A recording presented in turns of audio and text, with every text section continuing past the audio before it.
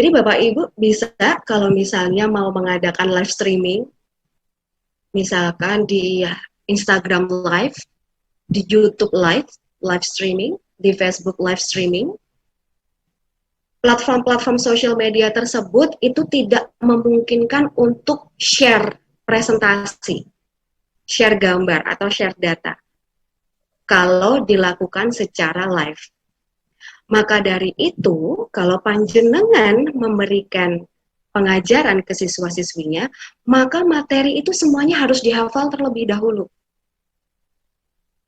Semuanya dihafalkan. Lalu kemudian teknik yang kedua namanya ekstemporan, yaitu kita buat terlebih dahulu Bapak Ibu poin-poin pentingnya, lalu kemudian pada saat menjelaskan, kita melakukan improvisasi. Kita andalkan memori, tetapi kita menggunakan bantuan poin-poin penting, atau sebutannya biasanya adalah bullet point. Jadi kalau panjenengan sekarang lihat, proses online interaktif yang sekarang kita lakukan ini, saya menggunakan teknik ekstemporan. Karena saya menyajikan poin-poin penting melalui slide presentasi, tetapi saya juga melakukan improvisasi berdasarkan materi yang sudah saya hafalkan sebelumnya. Loh, kenapa kok nggak pakai teknik manuskrip gitu ya? Ada teknik yang ketiga dalam public speaking namanya teknik manuskrip. Loh, kenapa kita nggak pakai manuskrip? Kenapa kita nggak membaca naskah saja? Toh juga nggak kelihatan gitu ya. Manuskrip ini bagus jika memang seseorang itu merasa belum mampu atau belum lancar berbicara, untuk mengurangi kesalahan-kesalahan dalam dia berbicara. Tapi saya yakin sekali, Bapak Ibu sudah terbiasa mengajar di kelas.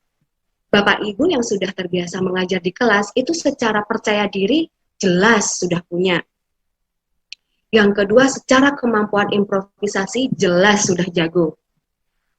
Kalau kita masih bertahan pakai manuskrip, seperti seorang pembaca berita, news anchor di televisi, akhirnya dalam kita menyampaikan jatuhnya jadi kaku. Jatuhnya jadi monoton. Kita tidak bisa interaktif dengan audiens. Jadi alangkah lebih baiknya untuk Bapak Ibu yang ingin membuat sebuah konten pembelajaran daring atau online, gunakan dua teknik public speaking ini, memory tag dan juga extempora. Nah, selanjutnya Bapak Ibu, ketika membuat konten, baik direkam maupun secara interaktif, ada beberapa pesan nonverbal yang harus Bapak Ibu perhatikan. Yang pertama adalah kaitannya dengan pesan nonverbal yang tampak dari kamera. Kita cuma bisa mengandalkan tatapan mata dan juga ekspresi wajah. Tatapan mata dan juga ekspresi wajah. Nah, kalau panjenengan nanti merekam sebuah video atau berbicara secara interaktif, pastikan mata ini menatap bukan ke layar, tapi tatapan mata ini ke kamera.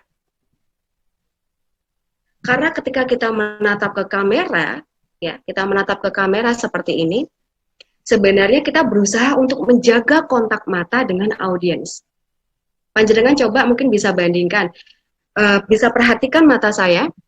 Ini mata saya sedang melihat kamera. Ini mata saya sedang melihat kamera. Ini mata saya sedang melihat layar. Ini ke kamera, ini ke layar. Pasti akan ada sedikit perbedaan di situ. Nah, usahakan ketika melakukan pembuatan atau perekaman gambar, video, atau melakukan interaktif seperti ini untuk menjaga kontak mata dengan menatap layar.